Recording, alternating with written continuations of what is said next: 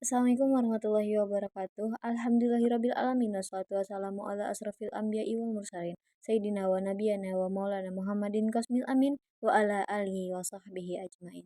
Subhanaka la ilma lana illa ma 'allamtana innaka antal alimul hakim. Amma ba'du. Sebelumnya saya akan menjelaskan apa itu fawaid. Fawaid adalah bentuk jamak yang artinya faidah-faidah. Saya harap teman-teman bisa mendapatkan satu atau dua faidah dari apa yang saya sampaikan. Langsung ke pembahasan. Pembahasannya adalah bangga dengan maksiat. Allahu Akbar, Allahu Akbar, Allahu Akbar. Yakunu Nabi sallallahu alaihi wasallam walladzi nafsih biyadih law lam tuznibu adhaballahu bikum wa la za'a biqaumin yuznibun fayastaghfirunallahu fayaghfirullahu lahum walladzi nafsih biyadih. Demi ubun-ubunku, demi nyawaku yang berada dalam genggamannya. Andai kata kalian tidak pernah melakukan dosa sekalipun, maka Allah akan binasakan kalian dan Allah akan menciptakan satu lagi makhluk baru yang akan berbuat dosa, yang kemudian dianya beristighfar kepada Allah sehingga Allah mengampuni mereka. Dengar, andai kata manusia tidak pernah berbuat dosa, maka Allah akan binasakan manusia tersebut dan Allah akan menciptakan satu lagi manusia yang akan berbuat dosa, yang kemudian dianya beristighfar kepada Allah sehingga Allah akan mengampuninya. An-Nabi sallallahu alaihi wasallam pun bersabda, qala bani Adam khata khairul khata'in at-tawwabun. Setiap dari garis keturunan Bani Adam, keturunan Nabiullah Adam alaihissalam itu pasti berdosa dan sebaik-baiknya pendosa adalah mereka yang bertaubat kepada Allah Subhanahu wa taala. Sehingga berdosa adalah sebuah keniscayaan yang terjadi pada diri manusia, apalagi di luar para nabi dan rasul. Para nabi dan rasul mereka hidupnya maksum, dijaga oleh Allah Subhanahu wa taala. Sedangkan kita mustahil rasanya untuk tidak berdosa, sehingga berdosa itu sebuah keniscayaan. Walaupun kita berdosa, Allah Subhanahu wa taala menetapkan salah satu di antara tanda-tanda keimanan adalah rasa malu. Untuk itulah dalam salah satu hadis Nabi Shallallahu Alaihi Wasallam bahwasannya iman itu banyak sekali cabangnya dan salah satu di antara cabangnya adalah malu. Sehingga tidak salah ketika dikatakan al-haya'u minal iman, malu sebagian daripada iman. Malu ketika kita sedang berdosa, malu ketika kita sedang membangkang perintah Allah. Namun yang kita lihat hari ini banyak sekali orang-orang yang membanggakan dosa mereka.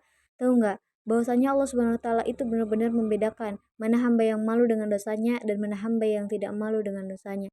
Sekarang kalau kita temukan di media sosial, orang cerita pengalaman zinanya, masa lalu buruknya, bukan hal yang harus dibikin malu tetapi malah dibikin malu. Harusnya Anda malu, harusnya kalau baru ngelakuin dosa itu beristighfar, beristighfar. Malu sama dosa yang kamu lakuin. Semoga Allah Subhanahu wa taala senantiasa menghindarkan kita dari perbuatan-perbuatan semacam ini. Percaya atau tidak, orang yang tidak malu dengan dosanya itu tidak akan diampuni sebagaimana sabda Rasulullah Shallallahu alaihi wasallam. Kullu umatin mu'afan illal muhajirin. Sesungguhnya semua umatku ini akan diampuni dosanya kecuali mereka-mereka yang menampakkan dosanya dan berbangga dengan dosanya. Jadi orang yang menampakkan dosanya itu selama dia belum bertaubat, dia tidak akan diampuni dosanya. Itu adalah janji Nabi Allah Muhammad SAW. Walaupun hakikatnya mengampuni atau tidak itu adalah hak prerogatif Allah Subhanahu wa taala. Hanya saja kita sebagai manusia melihat apa yang telah tampak, kita melihat apa yang telah disabdakan oleh Rasulullah SAW. Bahkan Allah Subhanahu wa taala berfirman dalam Al-Qur'an, la yuhibbullahu jarabi su'i minal qawli illa man zulim wa kana Allaha sami'an alim. Allah tidak menyukai perkataan-perkataan buruk, menyebar aib masa lalu dan lain sebagainya, kecuali perkataan buruk yang keluar daripada lidah orang-orang yang dihakimi. Saya harap kepada teman-teman sekalian yang punya media sosial, kalau Anda ingin melakukan perbuatan-perbuatan baik, ini adalah zaman di mana semua kebaikan harus ditampakkan di halayak ramai, agar para pelaku kemaksiatan tidak semena-mena di dunia ini.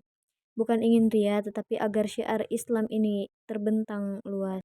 Ingatlah, Allah sudah menutup aibmu, tapi malah kamu sendiri yang menyebarkan aibmu sendiri. Untuk itulah, hentikan konten-konten yang menceritakan aib kalian. Cukup itu yang dapat saya sampaikan.